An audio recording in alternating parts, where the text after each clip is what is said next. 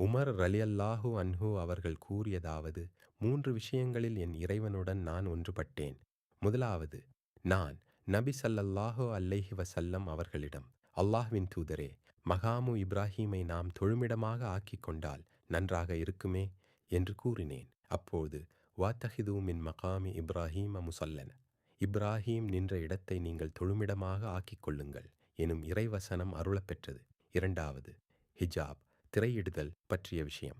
நான், அல்லாஹ்வின் தூதரே, தங்கள் மனைவியரை திரையிட்டுக் கொள்ளும்படி தாங்கள் உத்தரவிட வேண்டும். ஏனெனில் நல்லவர்களும் கெட்டவர்களும் அவர்களுடன் பேசுகின்றனர் என்று கூறினேன். உடனே ஹிஜாப் பற்றிய வசனம் அருளப்பெற்றது.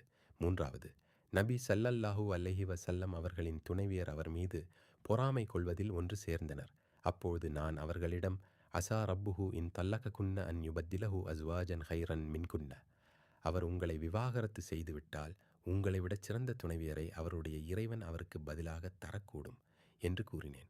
உடனே நான் கூறியவாறே இந்த வசனம் அருளப்பெற்றது.